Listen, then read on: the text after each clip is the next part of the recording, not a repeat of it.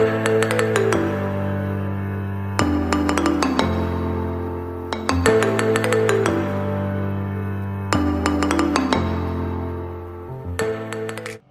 बच्चों, welcome back to our YouTube channel. हम पढ़ रहे हैं क्लास 12 का चैप्टर केमिकल काइनेटिक्स। फाइन। अपने पिछले लेक्चर में बेसिकली हम लोग डिटर्मिनेशन ऑफ द ऑर्डर कर चुके हैं कि किसी भी डाटा से हमें ये कैसे पता चलेगा कि कौन सा ऑर्डर है। फाइन। आज का जो लेक्चर है वो पिछले से काफी ज्यादा अलग हो चुका है। अब बेसिकली हमें रिएक्शन का जो रेट है उसके फैक्टर्स पढ़ने हैं कि किसके ऊपर डिपेंडेंसी है। फाइन। यानी कि बिल्कुल शुरू में फैक्टर्स के ऊपर डिपेंडेंसी पड़ी थी, तब मैंने आपको एक थोड़ी सी बात बताई थी कि कोलिजन थ्योरी आएगी आगे। फाइन। सो आज का बेसिकली हमारा टॉपिक है कोलिजन थ्योरी, यानी कि Arrhenius theory of reaction rate. Arrhenius theory of reaction rate. Fine. इसको बेसिकली कोलिजन थ्योरी भी बोला जाता है। This theory is also known as collision theory. Clear. Basically ये थ्योरी डेवलप करी गई थी Max Trautz and William Lewis द्वारा। Fine. This theory was developed by these particular persons in 1916 to 1918. Fine.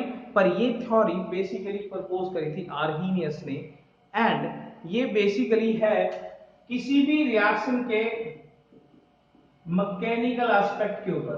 This is basically mechanical and energetic aspect of a reaction, of a chemical reaction. एक chemical reaction के mechanical and energetic aspect के ऊपर बनी हुई ये particular theory में Arrhenius ने क्या प्रपोज किया था, let's have. So according to Arrhenius, so what he proposed is basically उसने बोला यार कि अगर एक केमिकल रिएक्शन होना है तो रिएक्टेंट मॉलिक्यूल्स पहले क्या करते हैं, कोलाइड। यानी कि रिएक्शन में रिएक्टेंट्स को कोलाइड होना बहुत ज्यादा जरूरी है अगर वो प्रोडक्ट के अंदर कन्वर्ट होना चाहते हैं। यानी कि in a reaction the reactants must collide so as to get converted into products। अगर रिएक्टेंट्स को प्रोडक्ट में चेंज होना है तो उनको डेफिनेटली कोलाइड करना पड़ेगा। यानी कि ऐसा नहीं है आपने ये रिएक्टेंट ए रखा हुआ है, यहाँ बी रखा हुआ, अपने आप ये सी बना लेंगे, नहीं, दे मस्ट कोलाइड। अगर वो कोलाइड करेंगे तो ही वो प्रोडक्ट के अंदर कन्वर्ट करेंगे। एंड सेकेंड बात जो उसने बोली वो ये थी कि there are two types of barriers that interrupts the collision to be effective। सबसे पहले तो ये शब्द समझिए, इफेक्टिव। यार बेसिकली ना ऐसा नहीं है कि कोलिजन हुआ और वो रिएक्शन मतलब हो जाएगा कि ये कोलिजन हो गया रिएक्टेंट्स का तो वो प्रोडक्ट में कन्वर्ट हो जाएगा। हर बार ऐसा ट्रू नहीं है। Collision must be effective. Fine. यानी कि सेकेंड पॉइंट एक्चुअली में पता क्या है कि collision must be effective. And यहां से फिर ये लाइन शुरू होती है कि there are two type of barriers. दो तरीके की ऐसी रुकावटें हैं जो रिएक्शन को एक कोलिजन को इफेक्टिव कोलिजन नहीं होने देता। फाइन। मतलब हम कब मानेंगे कि ये जो रिएक्टेंट मॉलिक्यूल्स हैं जो कोलाइड कर रहे हैं ये एक इफेक्टिव कोलिजन है, कब मानेंगे, जब वो ये दोनों तरीके के बैरियर्स, ये जो दोनों तरीके के बैरियर्स है उसको क्रॉस कर लेगा। अब मुद्दे की बात ये है कि वो दोनों तरीके के बैरियर्स कौन कौन से हैं। सबसे पहला बैरियर मैं इसको ए लिख लेता हूं, this is energy barrier. and second one is orientation.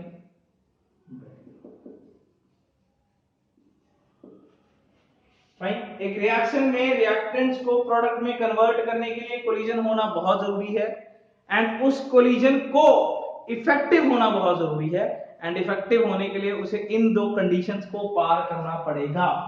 Fine, ये दोनों कंडीशंस क्या है? सबसे पहला energy barrier.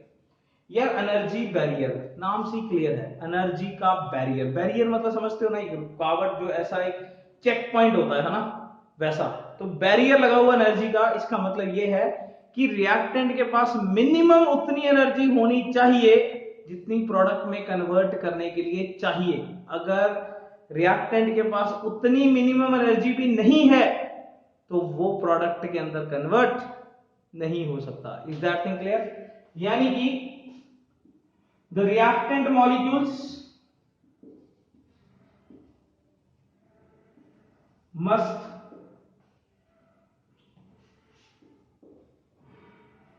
have minimum amount of energy, must have minimum amount of energy that must be required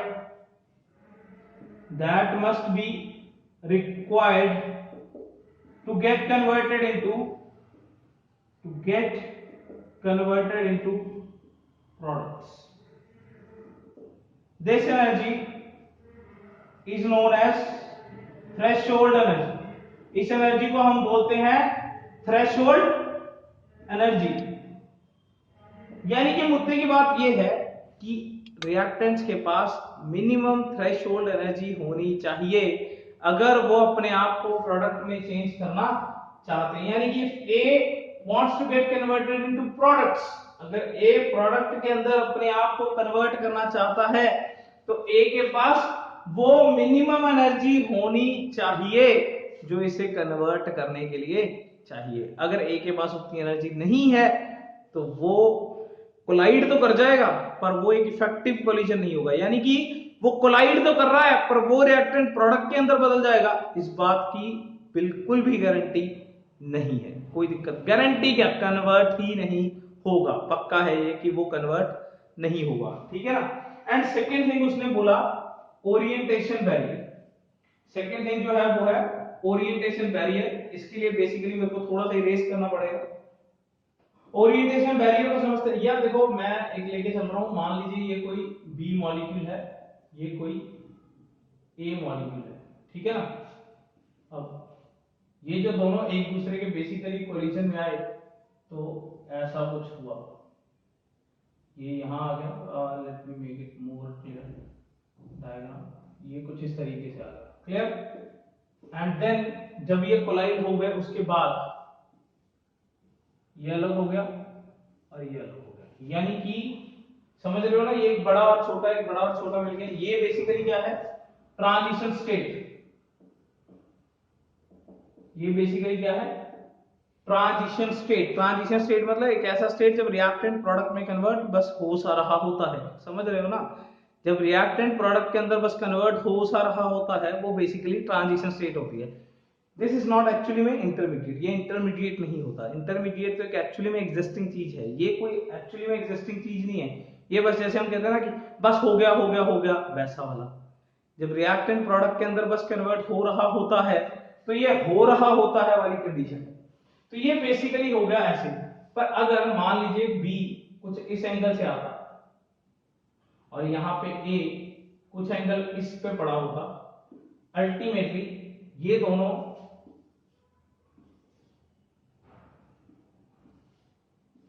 कुछ इस तरीके से स्ट्राइक करते and then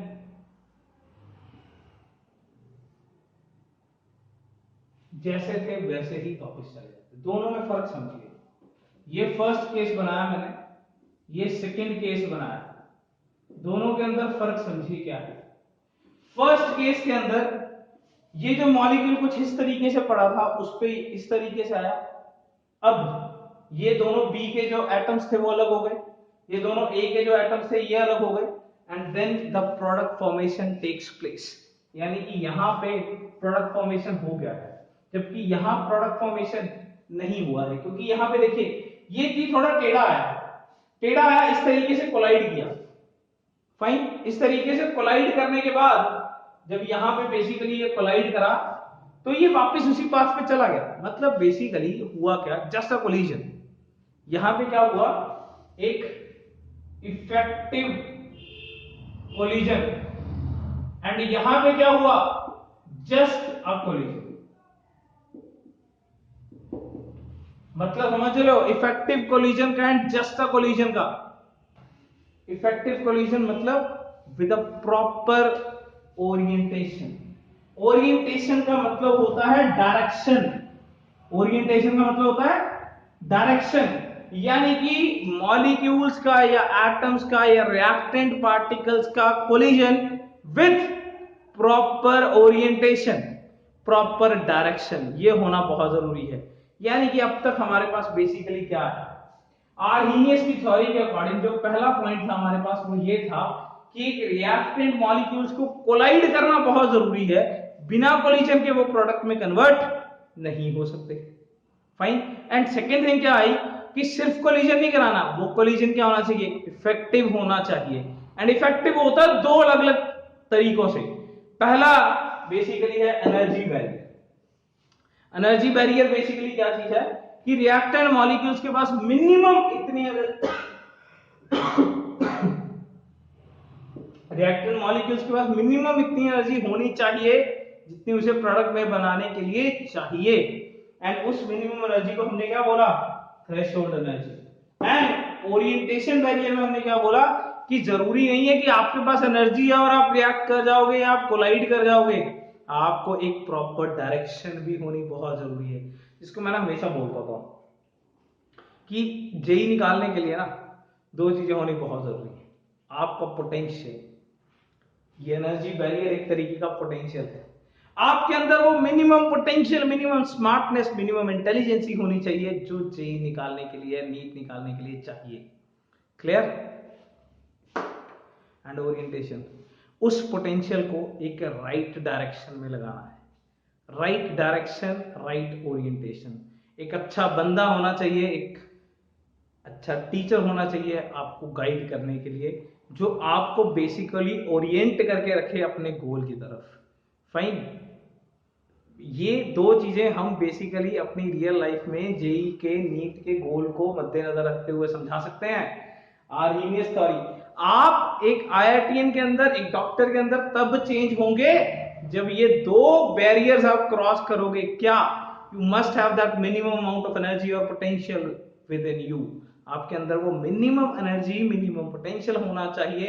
and second thing, उस मिनिमम पोटेंशियल को राइट डायरेक्शन में लगाना है। कई बार होता है पूरे इंटेलिजेंट बच्चे होते हैं, एक अच्छे टीचर के पास नहीं जाते तो वो खराब हो जाता है, ठीक है ना। और कई बार क्या होता है कि टीचर बहुत अच्छा होता है पर बच्चा मेहनती नहीं होता। दोनों चीजें होनी चाहिए, एक proper potential and proper direction will lead you into particular IIT और डॉक्टर, कोई दिक्कत। Fine, so basically energy barrier and orientation barrier दो तरीके के बैरियर है। अगर एक रिएक्टेंट मॉलिक्यूल पास मिनिमम उतनी एनर्जी होनी चाहिए एंड वो एक राइट डायरेक्शन में कोलाइड करना चाहिए, राइट डायरेक्शन होनी बहुत जरूरी है। फर्स्ट पॉइंट था कोलाइड होना, कोई दिक्कत, कोई दिक्कत। एंड यहां पे एक बात और देखने वाली है कि नंबर ऑफ कोलिजन्स पर सेकेंड पर यूनिट वॉल्यूम पर सेकेंड को हम बेसिकली कोलिजन फ्रीक्वेंसी बोलते हैं। एंड इसको डिनोट किया जाता है Z से। नंबर ऑफ, आप नया डेफिनेशन डाल के लिख सकते हो, हम काफी ज्यादा डेफिनेशंस करेंगे अब इसको समझने के लिए, ठीक है ना। तो आप you can write the another definition part. मेरे पास यहाँ पे लाइन लिखी हुई थी तो मैं अच्छा समझा, मैंने यही समझा दूं ये डेफिनेशन।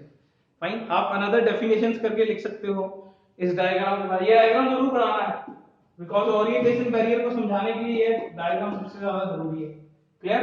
तो number of collisions per unit volume पर सेकंड, एक सेकंड में उस पर्टिकुलर यूनिट वॉल्यूम में कितना कोलिजन हो रहा है उसे बेसिकली बोलते हैं कोलिजन फ्रीक्वेंसी। कोई दिक्कत? एंड कोलिजन फ्रीक्वेंसी को हम दिखाते हैं सेट से। फाइन, कोई भी दिक्कत? तो ये बेसिकली लेआउट था विच आर्रहीनियस हैज प्रपोज्ड एंड फाइनली ये थ्योरी फिर किस किस तरीके तक आगे जा रही है, बढ़ते हैं। Let me erase this and हम इस थ्योरी को आगे बढ़ाते हैं with some definitions. Let's have it. So some definitions में सबसे पहले हमारे पास collision frequency must be clear. Collision frequency यानी कि Z, this is clear, fine. Second चीज जो बेसिकली हमें चाहिए वो है थ्रेशोल्ड एनर्जी, फाइन। ये भी क्लियर है, ये भी क्लियर है। कोलिजन फ्रीक्वेंसी क्या है, पर यूनिट वॉल्यूम पर सेकंड में कितने कोलिजन हो रहे हैं। एंड थ्रेशोल्ड एनर्जी बेसिकली क्या है कि मिनिमम अमाउंट ऑफ एनर्जी जो हमें चाहिए, जो रिएक्टेंट मॉलिक्यूल्स के पास होनी चाहिए सो दैट वो प्रोडक्ट के अंदर कन्वर्ट हो सके। तीसरी चीज है एक्टिव मॉलिक्यूल्स, फाइन। वो मॉलिक्यूल्स बेसिकली जिनके पास वो मिनिमम थ्रेशोल्ड एनर्जी होती है उनको हम बोलते हैं एक्टिव मॉलिक्यूल्स, एंड जिनके पास वो एनर्जी नहीं होती, डेफिनेटली एक्टिव का उल्टा क्या होता है, वही इंग्लिश वाला passive, fine. So basically the molecules that have energy greater than or equal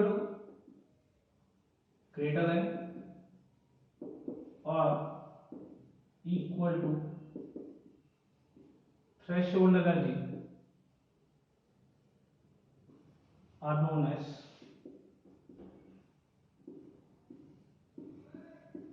active molecules, and जिनके पास नहीं होती rest are passive molecules, rest are known as passive molecules, fine. पर इसका मतलब क्या पैसिव कभी रिएक्ट ही नहीं कर पाएगा? नहीं कर सकता है। क्यों? क्योंकि हम पैसिव को एक्टिव के अंदर कन्वर्ट करा सकते हैं, फाइन। पैसिव मॉलिक्यूल्स को अगर हम बाहर से एनर्जी प्रोवाइड कर दें तो वो बेसिकली क्या बन जाएंगे, एक्टिव मॉलिक्यूल्स।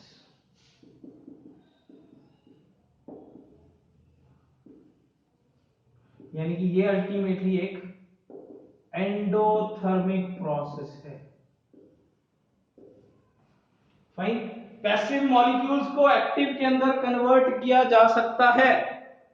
अरे मान लीजिए मैं एक मॉलिक्यूल हूं, मेरे पास उतनी एनर्जी नहीं है, यानी कि वही यार सोच के देखो, मान लीजिए आपके पास उतनी मिनिमम एनर्जी नहीं है कि आप जेई या नीट निकाल सको, तो आपको एनर्जी बाहर से दी जा सकती है, आपको सिखाया जा सकता है, आपकी स्मार्टनेस को इंक्रीज करवाया जा सकता है, and that is endothermic process. आपको कुछ दिया जा रहा है, energy is given to you.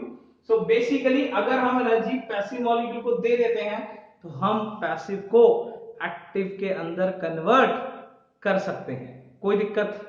Passive can be यार इसको ना हम बेसिकली एक ग्राफिकल नोटेशन से पढ़ते हैं। I need some space for the graph, let me erase it. ये हो गया ना, okay, erase this particular, fine. ज्यादा फर्क नहीं पड़ेगा यार आपको एक्टिव मॉलिक्यूल की डेफिनेशन से। This is basically what I say is energy and this is my reaction progress, fine। I have this particular kind of graph, एक reaction progress है। सबसे पहले आगे बढ़ने से पहले यार ये कौन सा ग्राफ है, एंडोथर्मिक या एक्सोथर्मिक? ये कौन सा ग्राफ है? अरे यही क्वेश्चन आ जाता होता है ग्राफ बना के, एंडोथर्मिक ग्राफ है एक्सोथर्मिक का ग्राफ है? पहले ये बताओ कौन सा ग्राफ है ये। देखो यहां है रिएक्टेंट एंड यहां है प्रोडक्ट, एनर्जी ऊपर जाते हुए बढ़ रही है, रिएक्टेंट की ज्यादा या प्रोडक्ट की? रिएक्टेंट की एनर्जी ज्यादा है या प्रोडक्ट की? डेफिनेटली प्रोडक्ट की। डेफिनेटली किसकी एनर्जी ज्यादा है? प्रोडक्ट की एनर्जी ज्यादा है। इसका मतलब ये प्रोसेस एंडोथर्मिक हुआ या एक्सोथर्मिक? एंडोथर्मिक, क्योंकि आपके रिएक्टेंट की एनर्जी कम थी, आपने उसे कुछ एनर्जी दी तो अब प्रोडक्ट की एनर्जी क्या हो गई, ज्यादा। बड़ी सिंपल सी बात है, मान लीजिए ए को 10 एनर्जी मिली और वो बी बन गया, तो किसकी एनर्जी ज्यादा है, डेफिनेटली बी की एनर्जी ज्यादा है। अगर प्रोडक्ट की एनर्जी रिएक्टेंट से ज्यादा है तो ये कौन सा ग्राफ है, ये एंडोथर्मिक का ग्राफ है। फाइन, चलिए ये बेसिकली जो रिएक्टेंट की अपनी एनर्जी होती है ये उसकी होती है actual average energy. Why I'm saying it as actual average energy? Because बहुत ज्यादा मॉलिक्यूल है, सपोज 500 मॉलिक्यूल्स हैं, किसी की एनर्जी कम होगी, किसी की एनर्जी ज्यादा होगी, तो वो हम जो लिख रहे हैं रिएक्टेंट का ये एनर्जी, ये उसका एवरेज एनर्जी है। Is that clear? हो सकता है ना, क्योंकि कई मॉलिक्यूल तो यार ऑलरेडी बहुत एक्टिव है, बहुत ज्यादा एनर्जी है, एंड कई मॉलिक्यूल ऐसे हैं जो बिल्कुल ठप बैठे हैं, उनके पास उतनी एनर्जी नहीं है, तो ये इनकी एक्चुअल एवरेज एनर्जी है। क्लियर? एंड ये बेसिकली है, ये जो बेसिकली पॉइंट है इतनी एनर्जी, ये बेसिकली है threshold energy.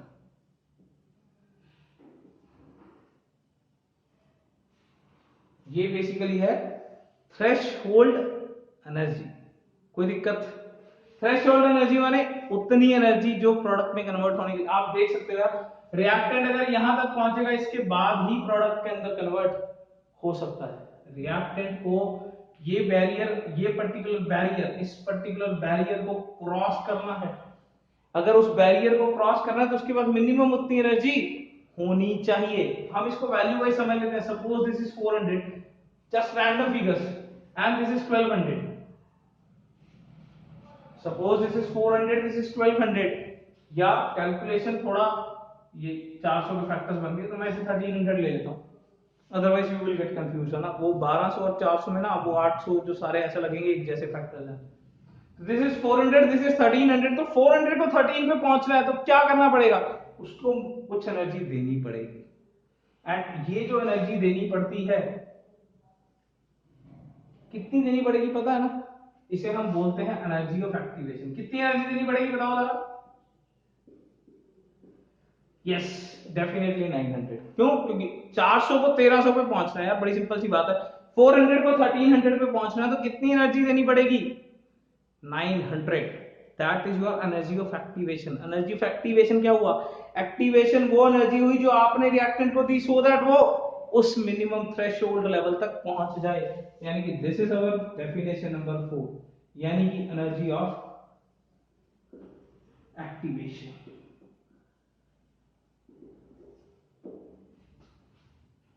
Fine, energy of activation क्या है फिर? एनर्जी ऑफ एक्टिवेशन है वो एक्स्ट्रा अमाउंट ऑफ एनर्जी जो हम रिएक्टेंट मॉलिक्यूल को देते हैं। क्या है energy of activation? The extra energy, हमने एक्स्ट्रा दे दी ना उसे, the extra energy that must be given to reactant molecules so as to get converted into products। Activation energy वो एक्स्ट्रा एनर्जी है जो हम रिएक्टेंट मॉलिक्यूल को देते हैं सच दैट वो प्रोडक्ट के अंदर कन्वर्ट हो जाए। कोई दिक्कत? यानी कि इस केस में 400 इसके पास टोटल ऑलरेडी थी, उसे हम क्या बोलते हैं? इसकी actual average energy. Clear? And 13 पे पहुंचना था तो हमने 900 एनर्जी से extra the, and that extra energy is energy of activation. Energy of activation को EA इससे रेफर किया जाता है। एनर्जी ऑफ एक्टिवेशन को EA यानी कि एक्टिवेशन एनर्जी। ये एक्टिवेशन एनर्जी बेसिकली क्या है? Threshold energy minus actual average energy. Actual average energy लगा के देख लीजिए यहां पर कितनी एक्टिवेशन एनर्जी है, कितनी एक्टिवेशन एनर्जी है? थ्रेशोल्ड एनर्जी यानी कि 1300 minus average, actual average energy यानी कि 400।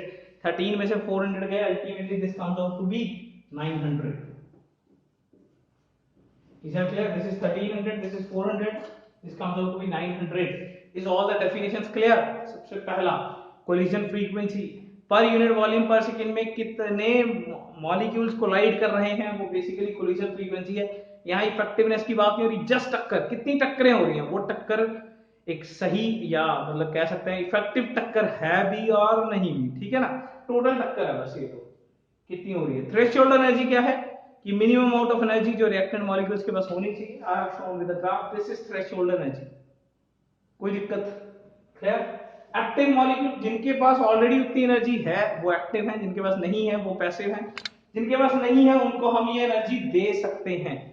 Passive can be converted into active and even active can be converted into passive. This is a dynamic equilibrium, this is actually a dynamic equilibrium, ठीक है ना। Passive can be converted into active, active can be converted into passive, है ना। पर अगर ये सीधा जा रहा है तो ये एंडोथर्मिक है, क्यों? क्योंकि सीधा जाते टाइम इसने एनर्जी क्या करी है, कंज्यूम करी है, कोई दिक्कत?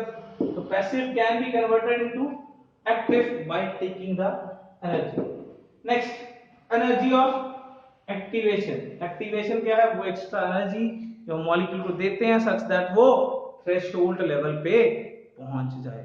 यानी कि 1300 में से 400 माइनस करेंगे तो जो 900 आया है वो हमारा एनर्जी ऑफ एक्टिवेशन है, कोई भी दिक्कत? Is this representation clear?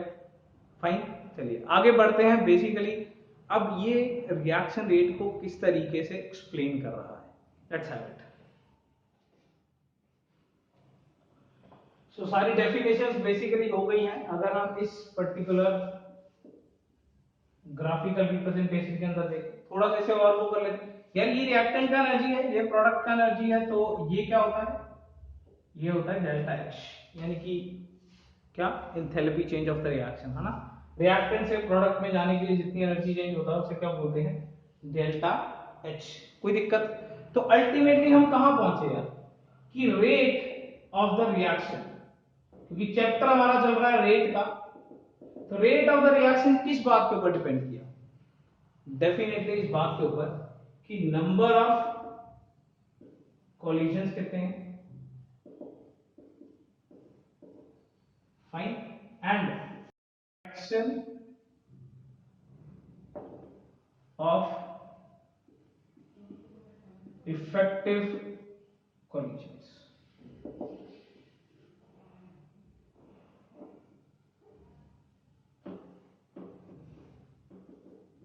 ये एनर्जी बना हुआ, तो हमारा रेट ऑफ रिएक्शन किस बात के ऊपर डिपेंड कर रहा है? कितने कोलिजन है एंड उसमें से कितना फ्रैक्शन इफेक्टिव है। Clear?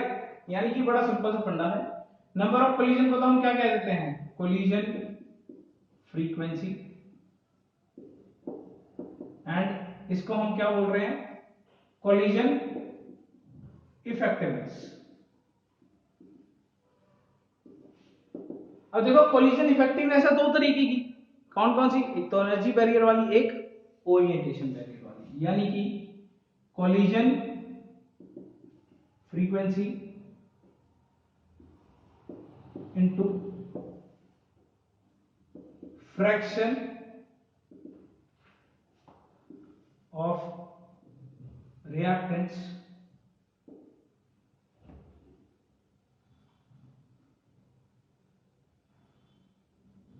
Crossed energy barrier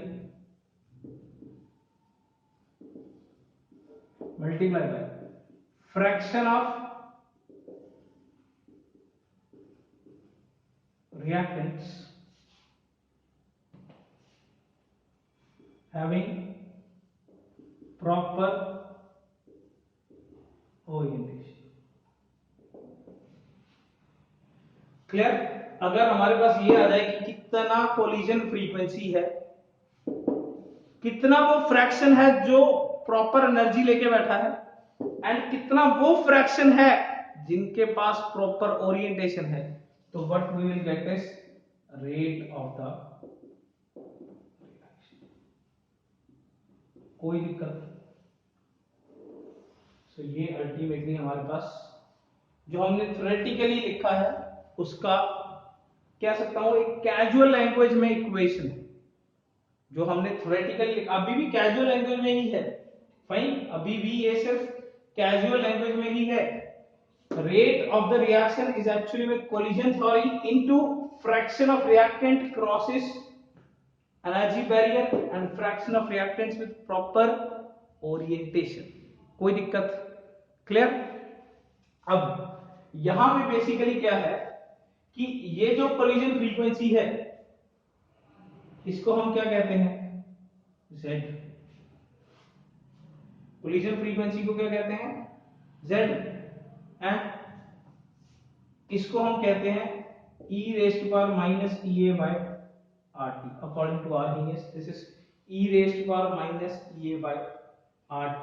Fraction of reactants cross energy barrier is represented by E, वो logarithmic function वाला है, minus EA is activation energy, R is कोई gas constant, T is temperature. And fraction of molecules with proper orientation को हमने क्या बोल दिया? P. उसको हमने क्या बोल दिया?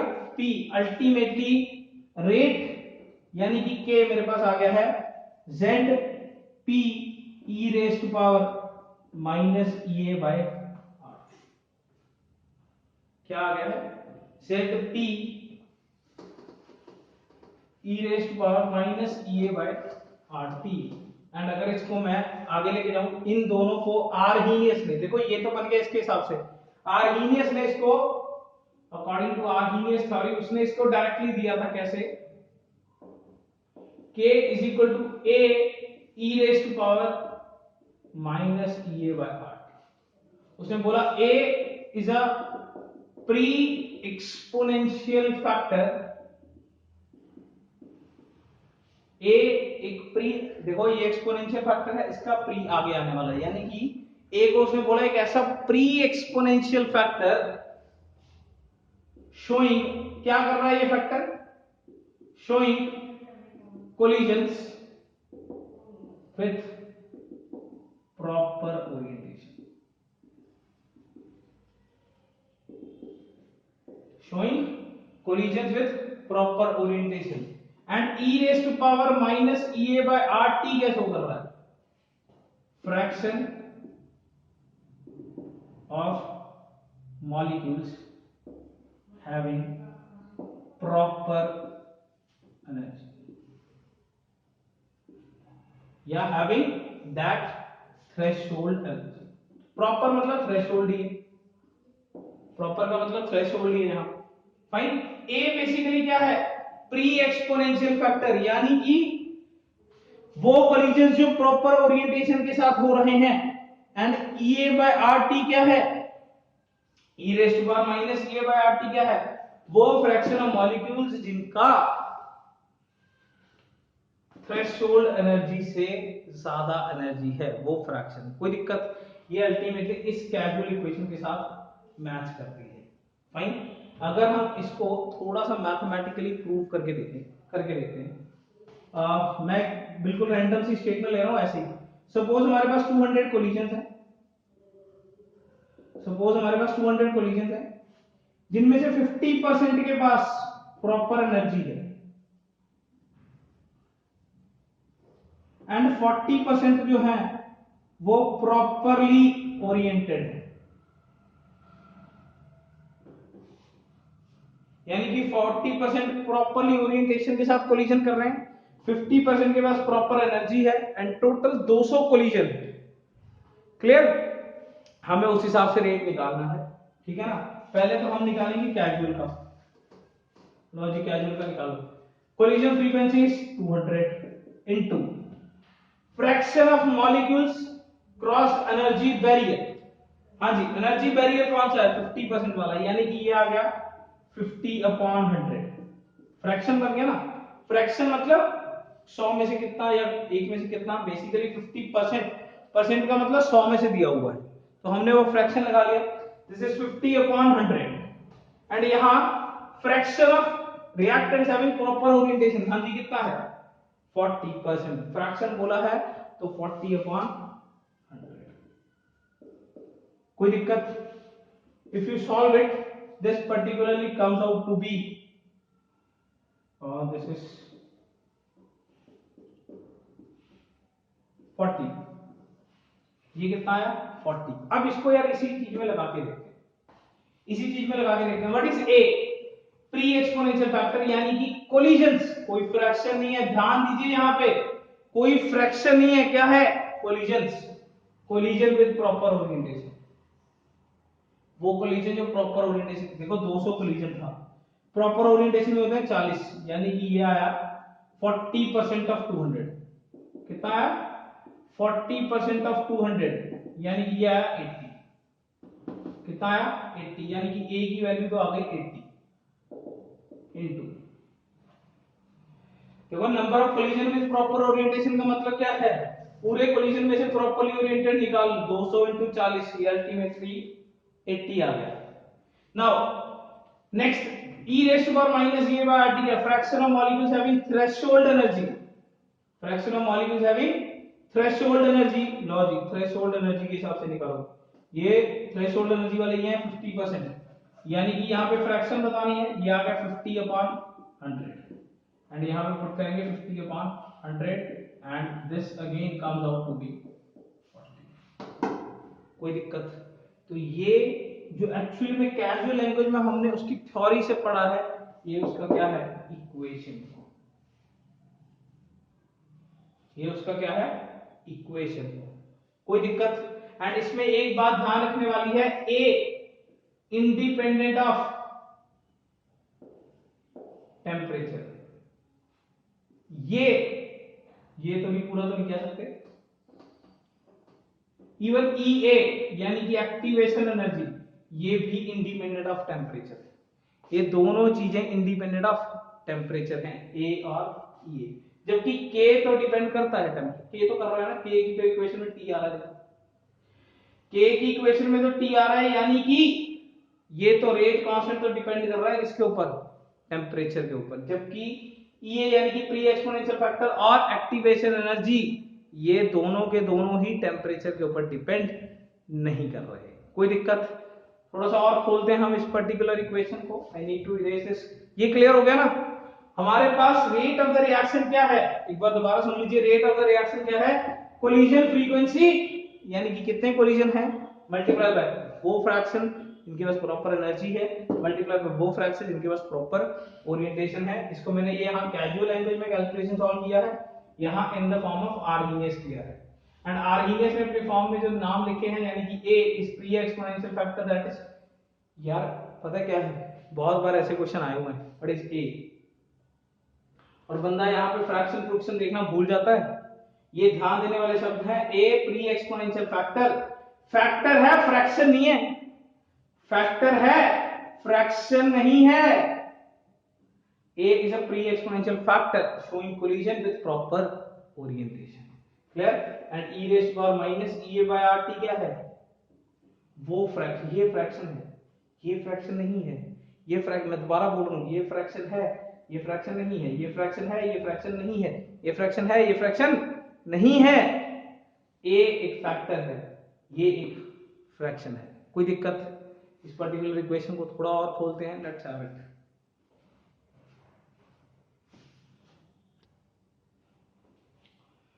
थोड़ा और खोलते हैं इस इक्वेशन को। Basically take log on both the sides, natural log on both the sides,